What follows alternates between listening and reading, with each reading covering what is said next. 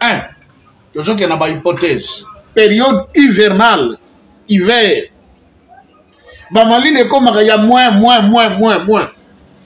Et dans la période hivernale, pasteur au lobby de Kambasolo. Mon Noël n'est pas en anglais. On est appelé comme la mère des prostituées. Ça signifie quoi? Parce que quand on parle de Babylone, les gens vont dire, oh non, les États-Unis d'Amérique, non, spirituellement, c'est le Vatican. C'est le monde qui dit ça, Bango. D'où viennent toutes ces choses?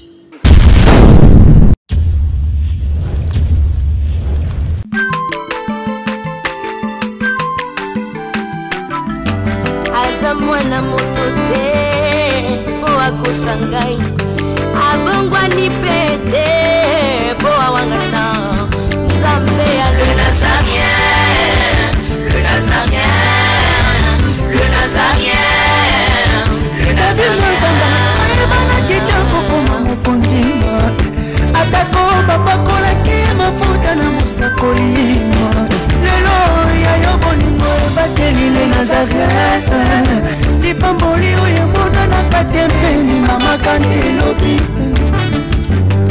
Koleke mapapu masope mafuta Toko kesitana longo na nzambu uyo mabenga na makomi Jésus. Shalom, shalom, bien-aimés dans le Seigneur, amoureux, amoureuses de Jésus-Christ de Nazareth, la princesse devant vous. On est ensemble, il n'y a pas de souci, Christ est vivant. Toujours dans les Nazaréens, à travers cette émission qui réunit les hommes de Dieu, hein, les hommes de Dieu autour des sujets importants, autour des sujets très capitaux. Aujourd'hui, Tozana Papa Joseph, donc docteur pour les uns, prophète de Papa Simon Kibango pour les autres. Donc, nous devons manger l'agneau dans son entièreté. Alors, avant de dire un bonjour à l'homme de Dieu, derrière la caméra, c'est Alain Kiakala Giramokwa. Donnez-nous un cantique pour la gloire de notre Seigneur Jésus-Christ. On se retrouve tout juste après. Régie à vous. Alléluia. Merci le roi de rois.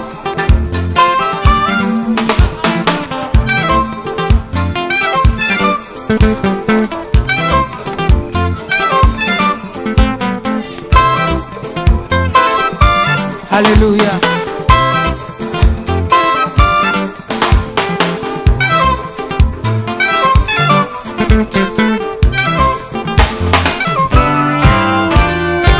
Tombola maboko na yo likolo. Lakisa maboko na yo.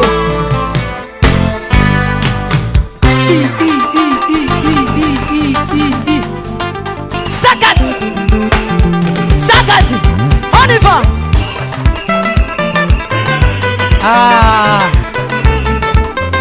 Salaboye, Salaboye, Assis sur son trône, Salaboye. On y va. assis sur son trône, Encore.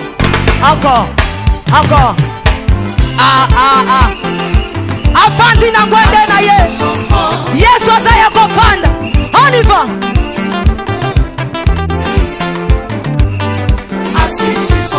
Afandi.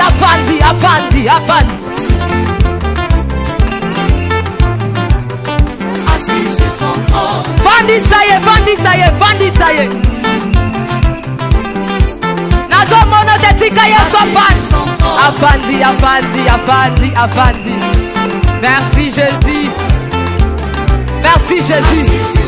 Afandi.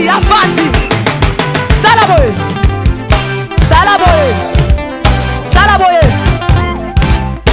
Gatela Yesu le sako. On y va. Gatela.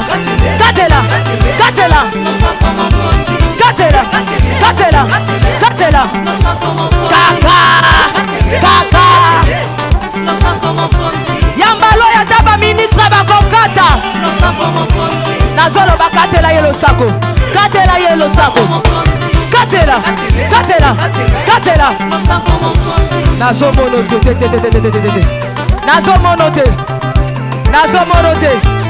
Nazomonote.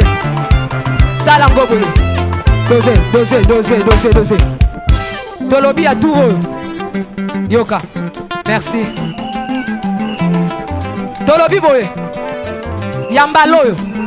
Ata ba ministre ba kokata. Ata ba généraux ba osala nini? Nalobi ata ba ministre ba osala nini? Ata ba président. On y va.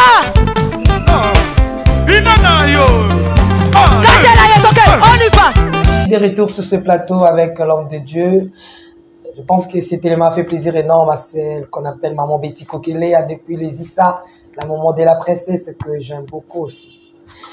Ça fait plaisir énorme à papa Guy Labala, mon papa et à la Tiffany princesse, hein, Labala, en Afrique du Sud, na maman naye, Lauriane là-bas c'est beau couple, là-bas surtout. Bisika Bazali Winnie Anaye Sacré Den, donc Tobisino bisous à ma sœur chérie Nika depuis les Issa andiko vraiment koyanga Zamba Pambola yo Zamba Pambola ba surtout batala kachen oyo balinga kango dans usilité prophétie à papa Simo Kimbangu ils ont continué bengelanga muto aza pembe na yo papa Doudou da benga partager mission. Donc, déjà, papa, Aouteki, Kamba, Azongi, Azao, professeur Pessapour, Shalom. Shalom, bonjour. Bonjour, papa, Boni. Ça va bien, maman. En forme. Oh oui, Dieu fait grâce. Maintenant, je suis en forme. Papa. Oui, on a diminué mon pied parce que c'est d'abord mon souhait. On a diminué qui n'a conda. Et qu'on est qui n'a santé, qui nous était comme qui m'a stylé. Et Dédé m'a appelé qui m'a bouqué. Après quoi, on a oui, papa, tu m'avais parlé. Ouais. Après ça, que mes 4 jours, je ne sortais pas. J'étais un peu malade. Mais donc, il fallait l'été. Hein. Non, monsieur. Moi, quand mes gens me disent là, pour ça, là. Et après, on a fait Kamba, Zondi, on a vraiment reporté.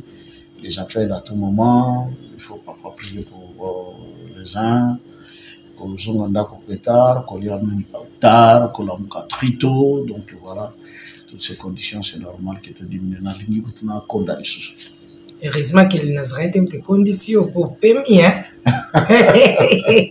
Oui, c'est vrai. Pour permis. Bon, dès que Bélé, bah réclamer papa, je peux toujours comprendre. Bon, souvent quand tu as un problème, hein. Il y a un problème, maman Tiffany. Je dis, oh. Problème, Annie. Bon, au moins, tu peux imaginer qu'à toujours. Ils disent, ah, comme, bah, ça l'a souhaité, c'est que, bah, comme il y a un problème, bah, souvent, quand tu as tout ça, là, pour un bon. Ah, est-ce que, bah, oui, les bon, bien, bon, ça m'a fait rire un peu, non, maman, Tiffany et moi, on ne travaille pas pour l'argent. Nous travaillons parce que nous voulons que cette nouvelle est qu'elle est partout dans le monde. Et ce qui me réjouit, maman Tiffany, on ne prêche pas en vain. Amen, amen. Vous voyez? Bateau est belé. J'aime beaucoup de témoignages. Il y a bateau bazalaki que nous sommes atikane même ko sambela. Mutu mususu aye bakapedate sans sia ko la congolais. Et mutu mususu azaka mondimi par exemple na catégorie kimbaliste. Bon, a pengona ye mais bashina papa a makambo tozolo na maman Tiffany na yo et ça les kezongi sana mutu. Et papa mususu abenga aza professeur. Il s'appelle M. Niemba, un professeur ordinaire. À Bengalebi, ce que vous faites, c'est plus qu'un professeur. Je dis, waouh. Il dit, oui, parce que c'est cohérent, c'est clair, c'est limpide, ça nous aide à nous retrouver, nous, en tant que Congolais et Africains. Alors, je me rends compte que tout ça, bah, je sali, moi, période de jachère, comme on appelle. Hein. Donc, tu es aussi ressourcé dans le mois fini quand tu viens. Les gens appellent de partout. Mais papa Joseph, Nini, est-ce qu'il y a un problème avec maman Tiffany? J'ai dit non. Il n'y a pas de problème. Tous en a besoin bien à maman. Problème exacté. Problème exacté, ça c'est mon papa. D'ailleurs, il y a une mission. C'est vraiment dad. Hein? Vraiment papa. Makambe belé. Donc, ça la nangai. Ils ont une mission. Malgré la mission tendance parce que moi aussi j'étais trop occupé dans déplacer qui peut boyebi papa pas déplacer qui santé ningana qui nga mo santé et ko ningana voilà santé et ko ningana mais pour l'instant pour l'instant, nous sommes dans le bon. Donc, Tozo Koba Moussala, professeur, appelé sa cour nae, ba na classe, ba koma. Nous sommes en cahier na bic. Parce que, toi, un système, il y a ba goût dansé, ba goût différent. Donc, il y a des bosses qui 20 kaya bon. Mais, ami, balé, tant où soyez. Batwa loba pour la nini opesa ki ya diboso te fallait pas perception onde ya bien yango boke perception ya diboso donc confusion continue kamba nguna confusion continue kamba ini papa Joseph ozana biso mais bolimbisi mke il fallait aussi ba prophétie tozana prophétie papa Simon mais to mettre on en pause to yana no mkona na leki na nzela azo yana na mwakaba tu na bala Gabi Noël. Heureusement, prof Nangaza. Donc, tout le professeur, bateau va circuler en bouteillage. Gabi Noël, le 25 décembre. Le 25 novembre, comme ici sur Noël, ils appellent la bâtiment qui m'a c'est là qui m'a baillé, baraté. Mon beau, quoi, il est comme vous avez papa, est-ce que vous avez bito ou bien on a noté? Oyo pokina kinkamba. Le 25 mai, et bon, ma camoni, pour biso à tofi, bolobi yesu. Église de Jésus-Christ. Sur la terre. Par son envoyé, papa Simon. Voilà. Maintenant, on a la ligne tout na pona nini. Bofita kana biso la chrétienté on a la fête na ngate na décembre Noël il y a le 25 décembre bino opona bino la mer bofete la ngona bino wana yesu bino super yesu episode tolé. Merci maman Tiffany. Bonne fête aussi hein. Oui, merci et je la souhaite également à vous. Na tavana ndima merci faut na yo kana définition. C'est très bien et premièrement, on a pu merci Nanzambe. Amen. Et maintenant, de notre tata Simon qui manque un an. Je l'aime bien parce que au moins, on a qui dans un système, hein. Si on a au moins 10 francs, moi 20 francs. Ah, viens dans la tika yo, no sara, bisoto sara. Mais moi, j'ai pas honte de dire que Simon qui manque un an, a zo sara qui manque un Amen. Donc, ici, on m'a dit. Et merci également à vous. Amen. Parce que le lot, tant de sous précieux, mais les à l'ensemble, je voudrais également souhaiter un joyeux anniversaire à quelqu'un de très important. En tout cas, les lots, pasteur Abouaka Mabangate, mais comme je suis nini, on a souhaité joyeux anniversaire grâce à Yende Bandeko Balanda Kabiso à travers le monde. Moni, pour Bakocha caméra, celui il n'y a pas quelqu'un qui règle, qui coordonne et tout, et Simbate. Donc, ndeko na biso Alain Kiakala, lelo et ça, hein? Donc Alain Kiakala, mpese. Ah, donc lelo et donc on bakisami et donc on pe alo belongwe. Pour anniversaire za kabongo, ko bakisama na kolongwa. L'addition et la soustraction. Pourquoi l'addition? C'est que Azalaki peut-être na 25 ans à combien à 26 ans. Pourquoi la soustraction? Ceux qui nous ont à 80 ans et comme déjà moins 26. Au moni. Et les sous, à chaque anniversaire, ils ont le logo de Baksamaka, le logo de Maka. Ni le pays de Maka. Paul Alobaki, lorsque j'étais encore enfant, je parlais comme un enfant. Ce qui est en Bakoli, langage sani. Ok, c'est que Bakisani. Oh, il y a un moment de sani, et l'ongwe. Donc, dès qu'on a vu ce peu à l'air qui a là, ils ont un membre de Makam sous ce que l'ongwe panaï. Souci à mon tout ya malam mingi koleka et surtout qu'il est dans le Seigneur parce que Bible lobby dans le Seigneur tous allez croître à tous égards. Je souhaite que tu prospères à tous égards. Vous voyez, tant que tu as prospérité et même la connaissance dans la spiritualité et dans ma cambonionso nous avons à prospérer. Donc voilà, un joyeux anniversaire à papa Alain Kiakala, MPC. La journée qui est Lelo, n'a dit que le cours de la journée n'a pas bongi la biso sous image, tant que de Matouakota, la princesse de l'Éternel va dire waouh, nous y voilà. Donc voilà. Question autour maman Tiffany. Et vous risquez de biso toute une émission. Il y en a vite au posté. Toute une émission parce que les Cambo il y a Kobotama Yankolo Yesu, Et j'ai le comme quitter. Mon tomso le bango ah mais ça n'a à mon côté il y a Zanzambe. Parce que le grand problème c'est lequel. J'aime toujours dire que le Congolais est parfois plus spirituel que les Kanzambe. Ok. Ah oui, c'est ça notre défaut. C'est-à-dire, mon frère, oyeba, jour botama, oyeba, ce qui importe c'est le sali. Oui, c'est le sali, mais yeba peut sali en source. Parce que Christ a le qui le sali vient des Juifs. Ce qu'il faut parce que qui est juif pour comprendre le sens de sali. Tant que vous êtes juif, sali pour comprendre un côté. Maintenant, oya namokili, on a bisotos à la sauver. Bon, tu as vu que mbotama et ça n'a pas été. Mais quand il s'agit de l'anniversaire, il y a chacun de nous. Oyoga monte déjà, abani kotinda parfois même faire part, non, nana organiser fête, mais vous n'êtes qu'un individu lobby beaucoup foqué na yo. Et pourquoi pas pour Dieu aussi reconnaître ces jours-là. Alors, qu'est-ce qu'il y a en réalité à propos, il y a les 25, ce qui je dit d'abord, les 25, Bamsouba lobby, décembre, Lélo, Bissoba Kimbangiste lobby, mais ce n'est pas en décembre, mais c'est au mois de mai. Est-ce que cela est vrai? Est-ce que cela a un sens? Bah, on va dire que c'était le 25 décembre. Est-ce que Bazalaki a raison? Bah, on va dire que non, et le 25 décembre était, et le 25 mai. Qu'est-ce qui le prouve? Quels sont les éléments probants qui nous feront croire que réellement, nous sommes maintenant sur ce qui devait être? Alors, quand on parle de la date du 25 décembre, on nous a dit que c'était la naissance de Jésus-Christ.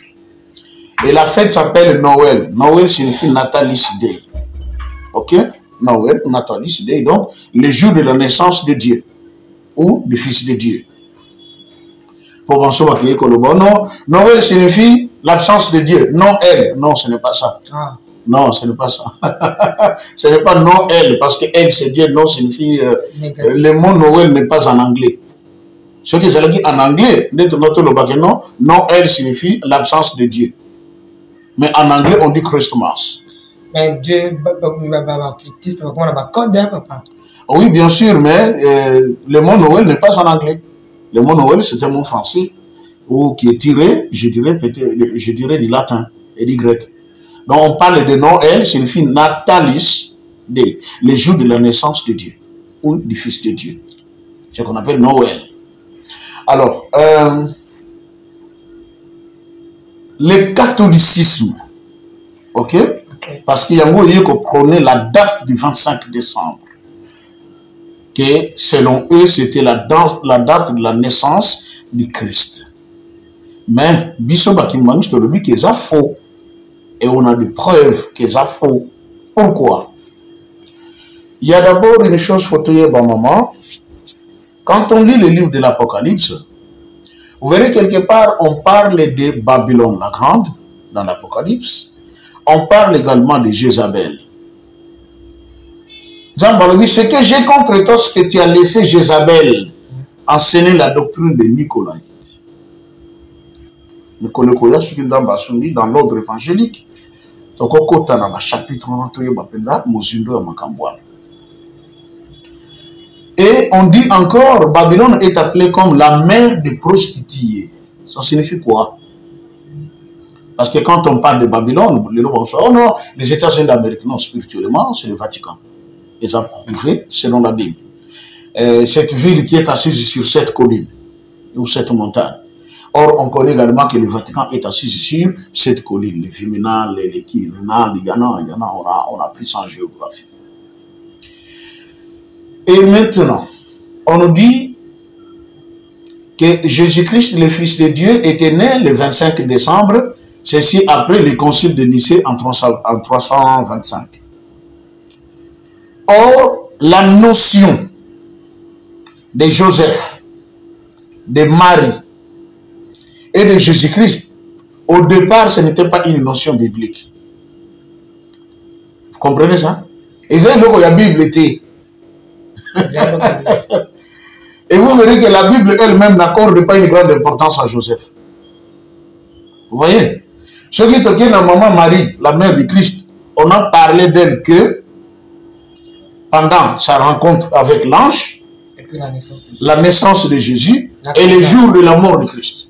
Le jour à Cana, en fait. Et noces. Le jour noces de Cana, et puis Mokolo Yesu à Zokofa de Koulouche. Donc il y a que au moins 3 moments, le Belaki, la mère du Christ. Mais pendant Joseph, il y avait un certain Joseph qui était le fiancé de Marie, et puis un peu avant son âge, et patati. Donc, mais vous verrez par exemple dans le catholicisme, Joseph, Marie et Jésus font partie même d'une certaine doctrine ou d'un dogme, des gens qu'il faut respecter. Et dans le cas de Noël, il faut intervenir, nous étions il y a sapin, ok, c'est comme dans Noël. Oh, bah, j'ai étoile moko likolo, bah, j'ai ba guirlande, bah, j'ai ba jeu de lumière. Et puis, on nous dit, voilà, Noël, comment ça se fait. Et tu commis, c'est comme ça, tu commis en décembre, chaque famille, bah, le cabane, nous sommes il y a sapin, dans le supermarché. Donc, toujours, on dit ça, on a besoin de Libanais inutilement.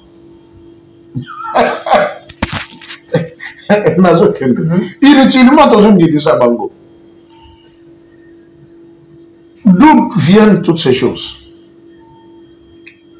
Joseph, Marie et Jésus, ils allaient culte en Égypte. En Égypte, on reconnaissait que Nzambe oyo asala likolo na se, oyo to monakate, oyo azali source de vie, l'atome de vie pour tout ce qui existe sur cette terre. Donc, Nzambo Lokola, Moko, il se fait révéler, mais à un moment, il se cache, il ressemble au soleil. Pour le soleil, et puis Makanatongo, et parcourir la journée, n'a pas de sanini, et koti.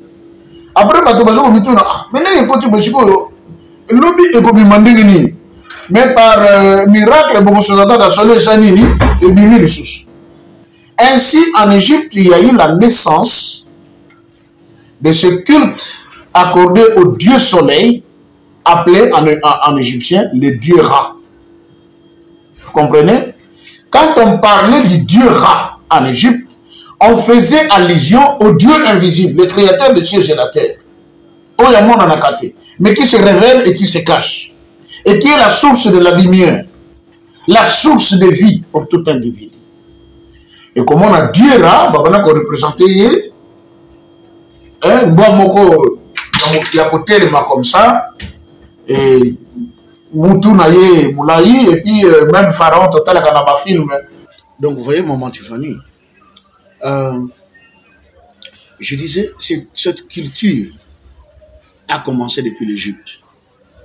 Il y a eu le dieu Ra qui représente le soleil, ou le soleil qui exprime Dieu invisible, qui se révèle, qui se cache. Maintenant, les Égyptiens, balobaki ke Nzambe, oya sala likolo na se, azalaka à la fois tata, et aza à la fois maman. C'est même la notion, il y a matriarcat et bandel en Égypte. Est-ce qu'ils ont tort? Je dis non, ils avaient raison. Dieu est à la fois tata, il est à la fois maman. Parce que quand il a créé même l'homme, Dieu a caché la femme dans l'homme.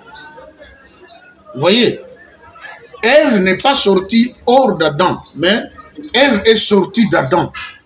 C'est que Nzambango a s'identifié les sous que Nangaï pe naza à la fois tata, mais na kat Nangaï y a une maman, comme avait dit le prophète Esaïe. Même si une mère pourrait oublier son enfant qu'elle allait, moi l'Éternel, je ne t'oublierai point. Donc Nzambe a s'identifié comme une mère. Maman, comme ça, moi, oh, c'est difficile. Vous savez pourquoi?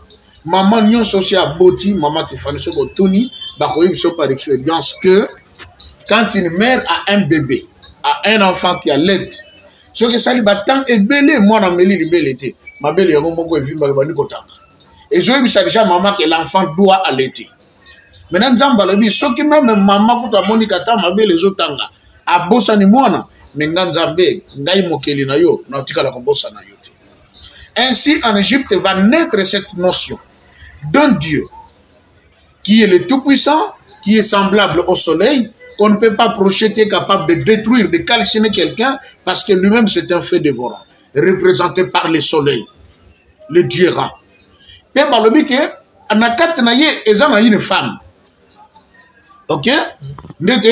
On parle maintenant de Osiris et Isis comme enfant. Une notion, il y a Joseph, Marie et Jésus dans l'église catholique. Et ça culte déjà en Égypte. On savait qu'il y a un père qui a une femme et qui a donné naissance à un fils qui est Dieu. Et ça, il est noté. Autrefois, on est allé découvrir que Babsom 91, et ça déjà dans il y a pyramide déguisée, et ça là avant que la Bible et comme ba pharaon déjà va venir pour ça la makambouane et ba na Israël le cours bazaki en Égypte ba soit ba cantique on va venir ko yembango et continue la Bible. Mais qu'est-ce qu'on nous dit? Cantique de David? Non, ça existait depuis. La Bible a été plagiée, c'est ça la vérité. Na bataille les gars soko le makambo ko lobani. Ah pasteur, on se blasphémer. La Bible c'est la parole de Dieu ko lo baboité. Mais Dieu se rendre compte que bateau ba yaki na ngoko m'avait dit papa Simon qui m'a dans la prophétie. Continuez à lire la Bible. Au travers de ces écrits, vous découvrirez les mensonges de ceux qui sont venus vous apporter ces livres. Car il faut que le voleur soit attrapé avec l'objet qu'il a volé. Les autres vont découvrir que et le changer kango. Alors, cette même notion est comme on en a wapi dans l'église catholique. Du Saint Joseph, de la Vierge Marie et de l'enfant Jésus. Okay. C'est Ra, Isis et Osiris. Vous comprenez? C'est ce culte-là.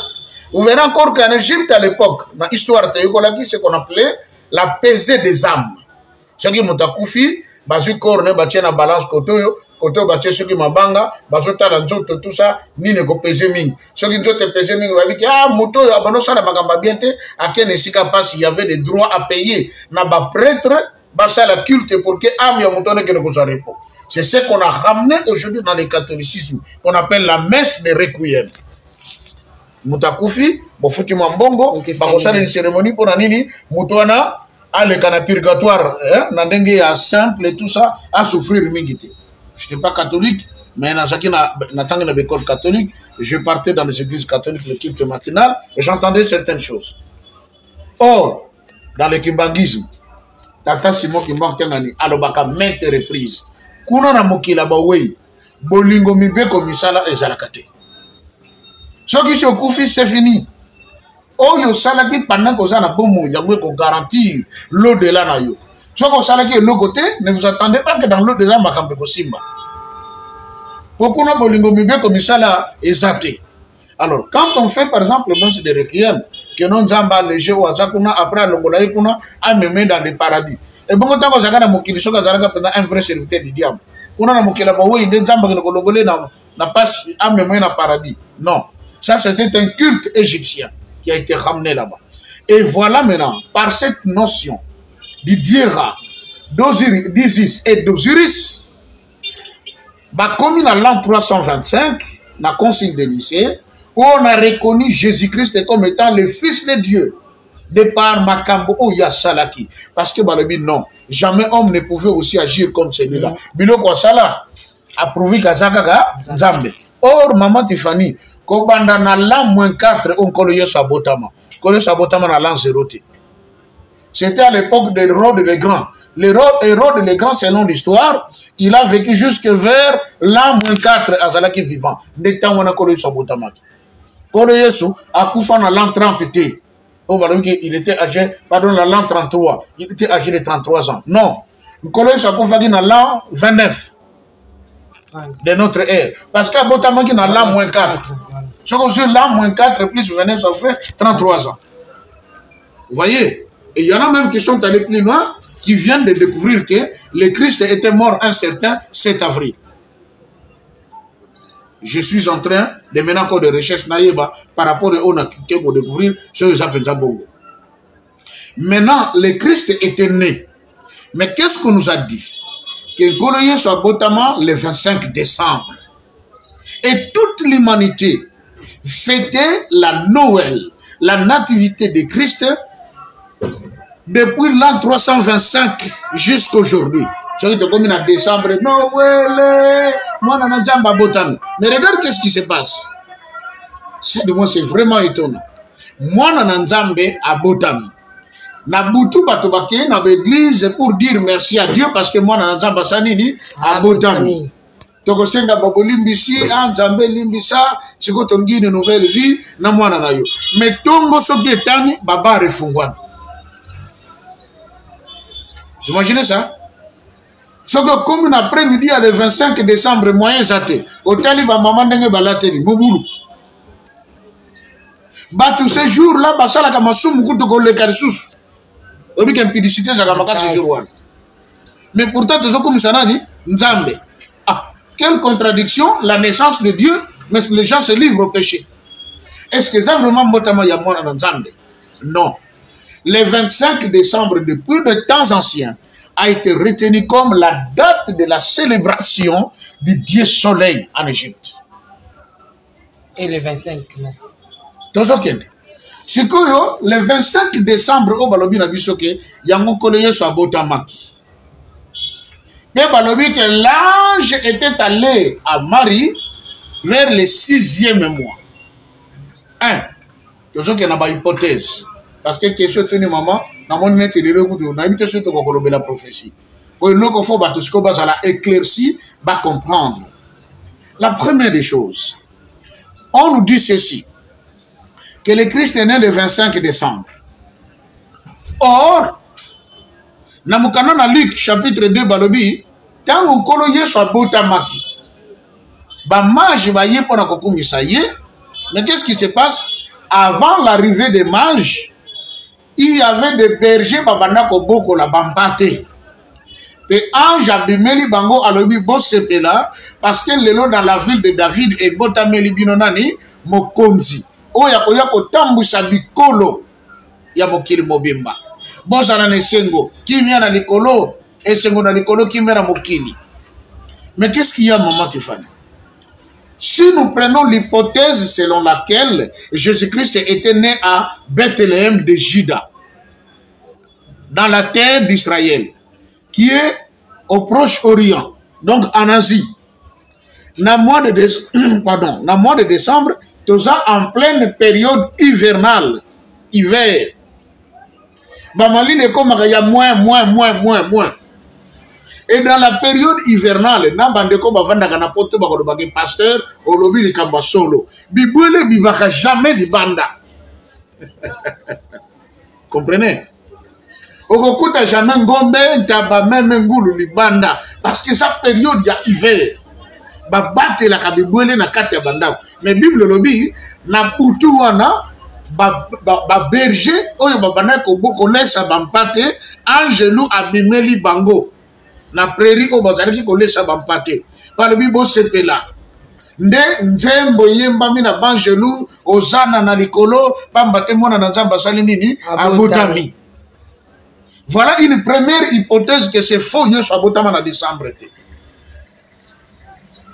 période wana bibwele ezalaka garder ezaka libanda te po eza hiver parce que ça parle d'un miracle pour yeso non kobotami na bikamwa non.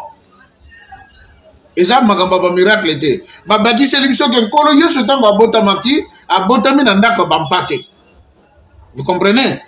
Siko moi na abotami na ndako bampate. Papa na maman babana ko kene na recensement. Et même certains archéologues ba prouver biso noir sur blanc que recensement au barobila kawana il paraît à la carte. Il paraît. OK. Que c'est encore une pièce montée. Bâtie yango pour que tu bakondima. Mais en réalité, c'est la carte. Pour mettre là, selon l'histoire, il faut découvrir qu'il n'y avait pas un recensement général sur toute la terre, comme on dit là, dans la Bible. Et qu'est-ce qui se passe maintenant? C'est que on dit, papa na maman, papa na qui pour un recensement. Maman Tiffany, yo zanazen. C'est qu'au début, que période de robot, c'est vrai, bani kokoka. Mais l'État lobby, bâtiment sur la carte électorale. Parce que tu as comme une proche à l'élection. Nengo bimi na ndako na yo. Est-ce que bimi na biloko ezate ok pour na leye to bi ok pour sa carte électeur? Vous voyez la différence? Tata Joseph na maman Marie bakende qui fait recensement. Bakenda ka maternité pour prendre toutes les précautions. kuna na nzela nde esika mama Marie passe ya kobota eye kozwa ye. Donc nkolo yesu abotami na hiver mal protégé ndasi akufa na bobebe na ye. Or par contre nkolo yesu abota te akufa te et abotami na ndako ya bampa te balobi te ke na hôpital. Ceux qui sont dans l'hôpital, on peut croire qu'il était bien protégé. Mais n'a pas maman. Quelle protection il y a? C'est la question qu'on doit se poser parce que mon dit, tu as la Bible comme un journal. Vous le dites. Et tant que tu dis, alléluia, amen, ce jour-là. Non. Quand tu es dans Mozindo, ndako baboko la kabampate ezali na même protection te dans l'hôpital et si kabana fo babotam. Sinon, le Christ est mouru à son enfance, dès sa naissance. Parce que Zalaki, en pleine période hivernale. Premier point. Deuxième, Balobi, l'ange était allé auprès de Marie vers le 6e mois. Et voilà, 9 mois plus tard, maman Marie a boti. Or, ce qui est au 6e mois, comme le mois de juin, tel que cela, ça s'enseigne, c'était maman Tiffany, qu'au bandana mois de juin, en décembre, j'ai mis 5 mois. Est-ce que moi, dans 5 mois, ça mais si les gars yegoli et le bin nga bobote. Bébé ou abota akogi kokola koko mamoto, et ça bébé il y a 7 mois. C'est que tant abota mina 7 mois, tu me mets na ba couveuse, ba protéger yé, akoko atteindre 8 mois, 9 mois abîmé hôpital, moi on a ko vivre. Mais un bébé de 5 mois ne peut pas vivre. D'où vient l'expression que c'était au 6e mois? D'où vient cette expression que au 6e mois de maman Marie va visiter et pas y a l'ange pour n'akobota nkolo Yesu? Je commence par dire que le Christ autosambelaka abotamaka na décembre te. Tous les éléments nous prouvent noir sur blanc que ce n'était pas en décembre. Deuxième élément. Quand on dit le 6e mois, ce n'est pas le mois de juin.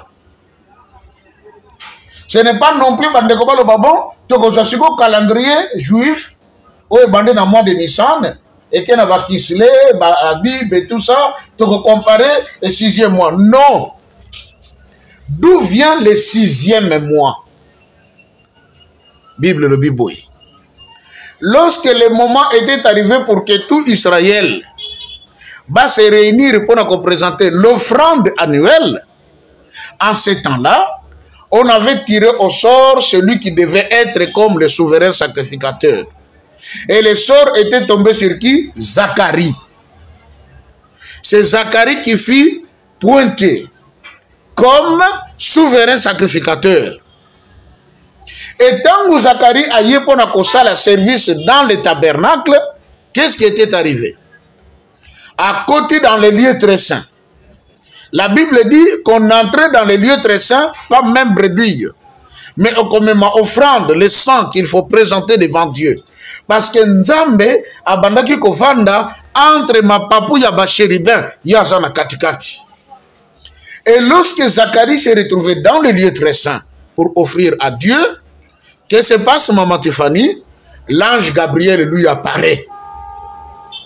Au lieu ange Yebisaye que Zacharie, je te bénis, je te rends grâce, parce que tel que tu es là, et l'Éternel a écouté vos prières, vous les enfants d'Israël.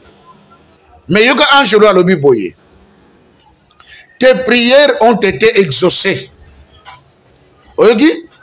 Tes prières ont été exaucées. Et maintenant, voici, tu auras un fils. Il sera grand devant le Seigneur. C'est lui qui préparera le chemin. Zakara comme on va. Ah. Ngai, hein. Nana comme vieux boy, ba 90 ans. Moi, c'est pas noni. Moi, si pas noni, écoute, ne azaboye, na mukuse ngana mose na to sangana ga lisusu. Le sansanto te parce que si to komi mi bangé et puis ba désir on a ceci là. Si ko to kobota ndengini yosolo ba to kobota mwana mobile. To kobota ndengini. L'ange lui a dit ceci. Lokola ondimi maloba na ngai te. Ngai onazoko se tenir na présence ya Nzambe tout le temps. Yo kasikoyo. Yo okoko mababa. Okotika la koloba lisusu te jusqu'à ce que mwana wana akobotama. Et mwana yo kobota kombone kozala yaya. Scandale, hein? Yaya. Yaya. Balobi na biso Jean. Natuna. Jean. Est-ce que Mouta yaka ko baptiser nkolo yo sozalaka français? Jean-Baptiste Epé. Est-ce que azalaka français? Azala français de? Comment koko mona kombo ya Jean? Azana. Et puis babagisi Baptiste. Baptiste c'est du français. Na kikongo balobaka Yohani Mbotiki. OK? Yohani Mbotiki. Donc Botika signifie baptisé. Mais en français, on dit Jean-Baptiste. Et puis, les autres ont dit, l'homme qui avait baptisé le Christ, il s'appelait Jean-Baptiste. Oh, ça c'est une invention. Son nom, on a dit Yaya.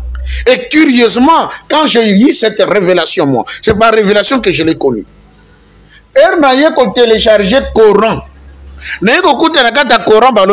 L'homme qui avait baptisé Jésus s'appelait Yaya. Yaya signifie Yaya. Oh Yaya avanga. Au moins mystère. Et qu'est-ce nous dit la Bible? N'anticipez mouké. Quand maman Marie a kende qui kokuta nana maman Elisabeth. Qu'est-ce qui s'était-il passé? Bébé o azaga na libumu Elisabeth. A ningani atondi ne sengo malamoko maman Elisabeth azalaki rempli du Saint-Esprit. D'où venait cette puissance? Où est ton saga maman Elisabeth? Pour abandesiko ko sakola. Aloba makambo pona maman Marie. Mais moi na wana asepela ki pourquoi alobi mutu oyo nga na devancer. Yeyo aye. Oyo nga na bandaki kozela yeyo aye. Mama Tiffany. Nana fongolelo komoko likopa ezalaki wana. Jean-Baptiste n'était pas un homme ordinaire. Nkole chatuna ki na batu nyonso oyo babotama na mokili. Qui est le plus grand? Atuna so mutuna bogene kotala nini? Un roseau brisé ou un prophète? Voici, il y a ici plus qu'un prophète. Jean était plus qu'un prophète. C'est que ce qui moutou, Aza plus qu'un prophète, Azanan.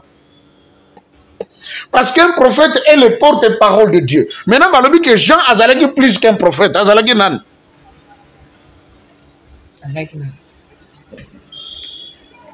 Balobi que nakata Jean, il y avait l'esprit de qui? D'Élie.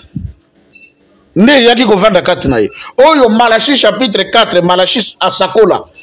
Alors dit avant le jour du Seigneur, je vous enverrai Élie.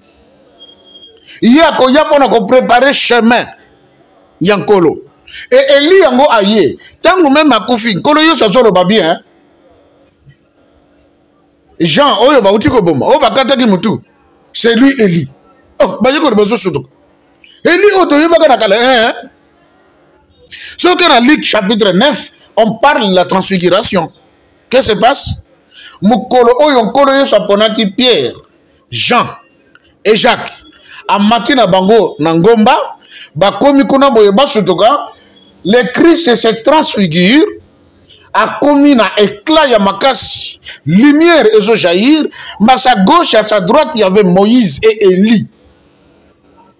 Bangobe, même gloire dans Kolo Yesu. Mais la Bible me dit que Dieu ne partage pas sa gloire avec quelqu'un d'autre. Vrai ou faux? Comment se fait-il que ces jours-là, le Christ doit partager sa gloire avec Moïse et Élie?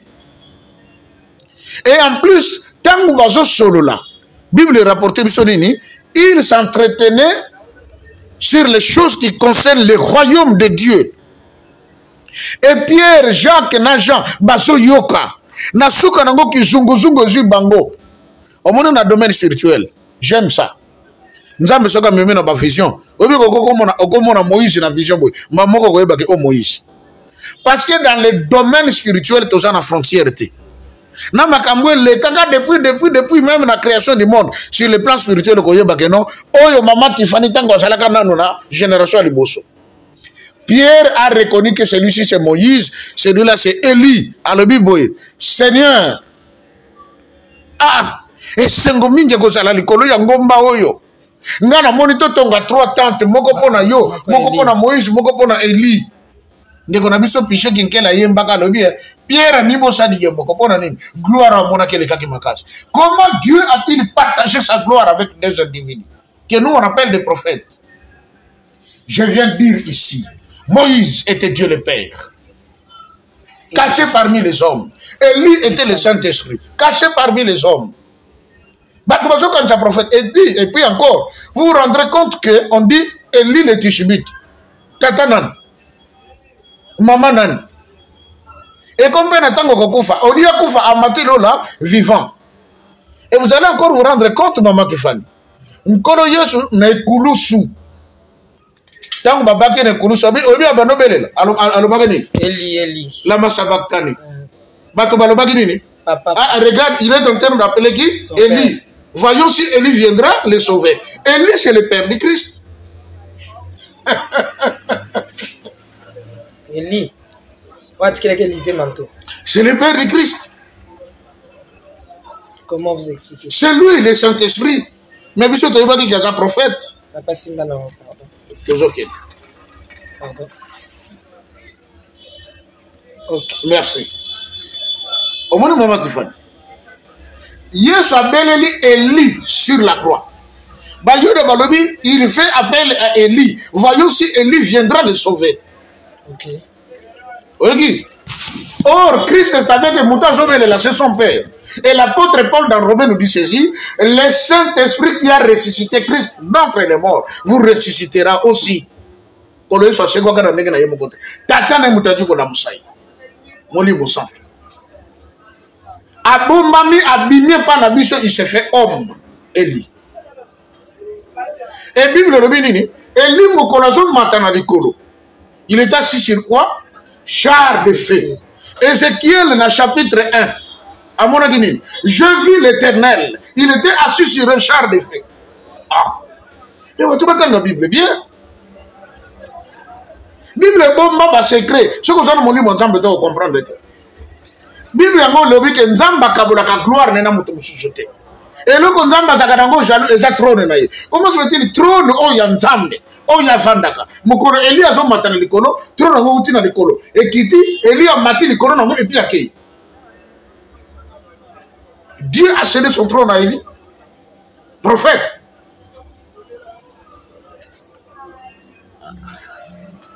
Et ça, là, n'a pas cher, moi, quoi. On m'a dit, alléluia. Mais Jésus, c'était un homme comme vous et moi. La Bible dit qu'il était 100% Dieu, 100%. Oui, mais c'est parce que bateau va vivre qui n'a Béli, n'a pas Moïse, va comprendre que n'a pas bien. Qu'est-ce nous dit la Bible, c'est pour Moïse? Moïse, ce qu'a joué le cas, peuple, va se prosterner. Et va monsieur va télé, n'a pas porte, va tante, n'a pas comment Moïse n'est pas joké. Ça signifie quoi? Moïse a outil Ngomba a quitté, son visage resplendissait comme le soleil en plein midi. Qu'est-ce nous dit l'Apocalypse? Je vis celui qui était assis sur le trône. Son visage était rayonnant comme le soleil en plein midi. Papa, pardon. Moi, je suis un peu et au bout du ça. Non, que n'a pas rapidité ka malheureusement papa m'a fait un petit calier. Je vais aller Kamboza. Makambozali.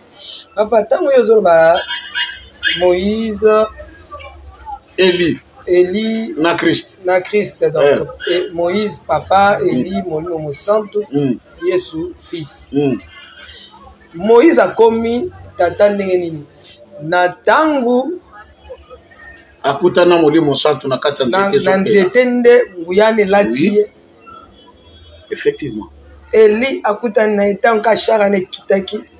Non, Élie est venu avec toute sa puissance. Mais pourquoi vous questionner? Il y a Yesu na Moïse na Élie. Parce que si vous comparez Yesu na Moïse na Élie, oui.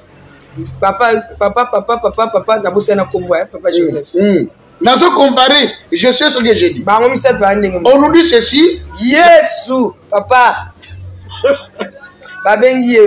L'alpha et l'oméga. Le commencement et la fin.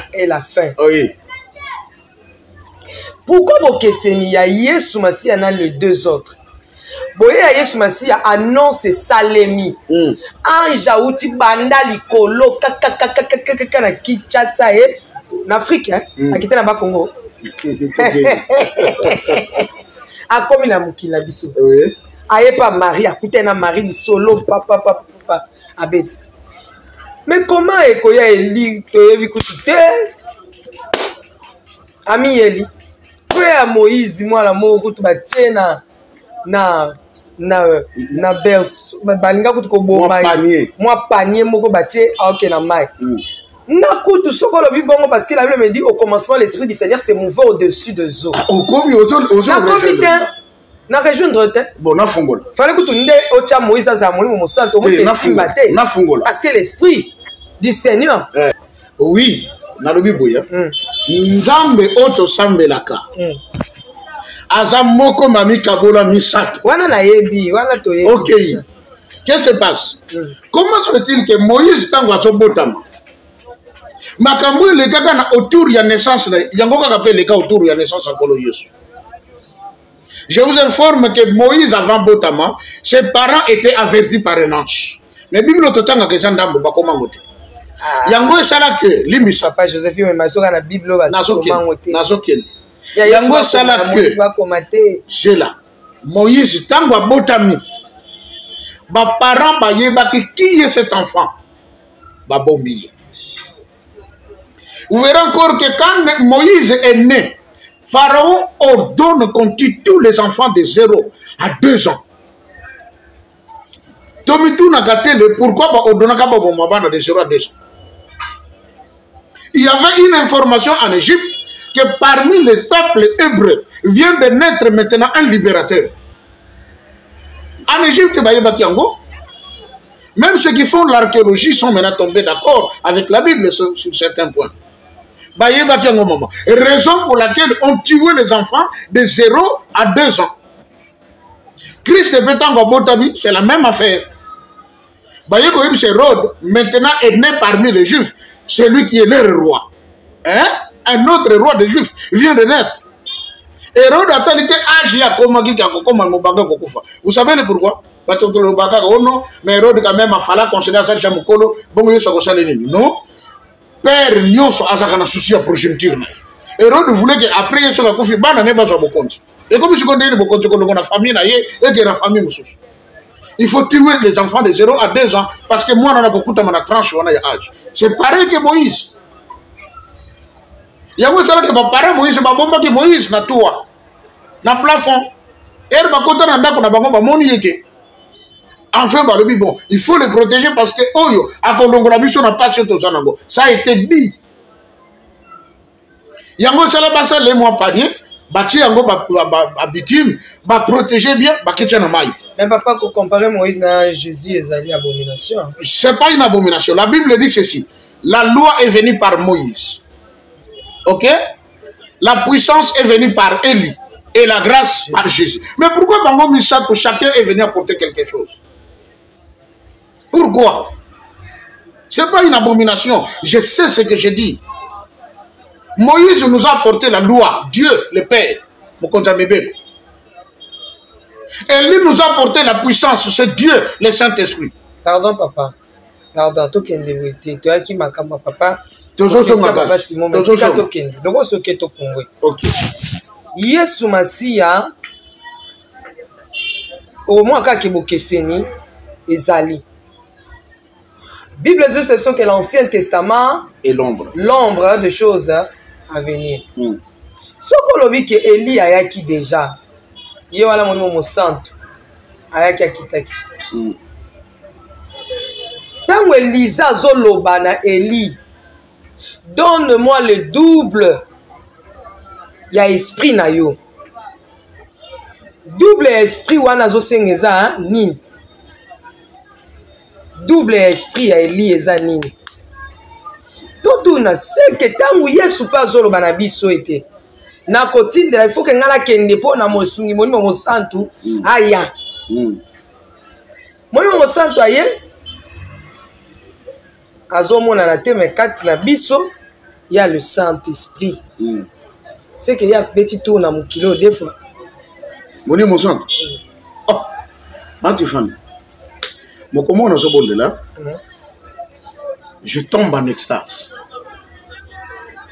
La première fois, j'ai vu Dieu qui est le créateur. Parce que le mot Dieu aussi est un créateur. On a encore un autre dossier. Dieu, ça vient seulement du nom Deus ou Zeus. c'était la connaissance grecque. Mais c'est le créateur. La première fois, on a mon c'est noir. Il me dit ceci. Uta tango oyo Satan na koya na mokili. Na tika su mokili te. Osoki na tiki mokili, Satan ko bebi sa tout. Je suis toujours présent au milieu de vous. Nzamba yaka vanda na biso, mais to se rendre compte te. Abraham a présenté la dîme à un monsieur qui s'appelait Melchisedec, Azaleki roi de Salem, a fondé ville. Salem, Jérusalem.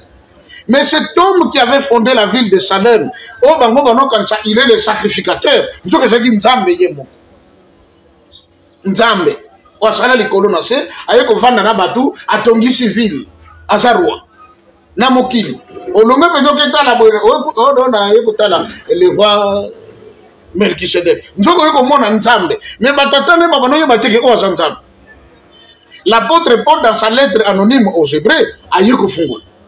Et puis balobi Christ a été établi souverain sacrificateur, non selon l'ordre d'Aaron, non même selon l'ordre de Zacharie qui était le tout dernier sacrificateur. Mais balobi il a été établi souverain sacrificateur selon l'ordre de qui? De Melchisedec. Au moins Nzamba yaga na mokili avant d'agara biso erbo a déplacé azongi na biso, mais nous on ne se rend pas compte. C'est ça maintenant la difficulté pour l'homme de croire que Dieu est un homme. Alors qu'il a bien dit, il nous a créé à son image et à sa ressemblance. Ndenge nganaza, ndenge nzambaza. Nakata nzambe bombami sa femme. Nakata nangape bombamaka ma femme ndapre abimi. Yango nzambaza la fois tata, aza la fois maman. Donc, nos ancêtres en Égypte avaient une vraie connaissance de Dieu. Balobi, hein? J'étais en train de chercher. Dans Hébreux, je crois, chapitre 1er. Que comme Moïse, ok, était fidèle dans la maison du Père en tant que qui? Serviteur. Jésus-Christ l'a été en tant que fils. On dit partout dans la comparaison. Moko aye aza fidèle dans la maison du Père comme serviteur, mais Moussou aye aza fidèle dans la maison du Père comme fils. Chacun son rôle. C'est ça, bon Zambé. Moussa aye comme serviteur pour servir, mais Moussa aye comme fils. Pourquoi il y a l'épopée? Pourquoi il y a tellement de la grandeur autour du Christ? Parce que dans la Trinité, le Christ est la personne qui accomplit la plus grande mission, celle de sauver l'homme. C'est lui qui a accepté de mourir sur la croix. Donner sa vie pour que Dieu n'en gâche que la sauver.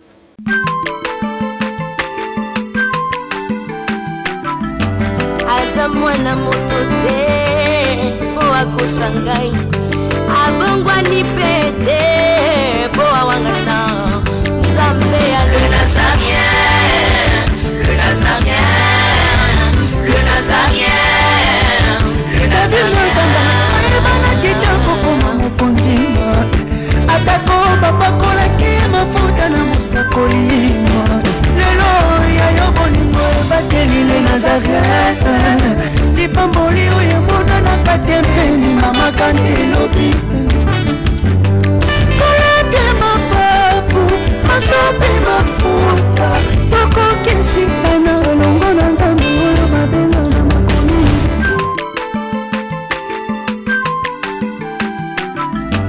Azamwana motote po akosangai abongwani pete po awangana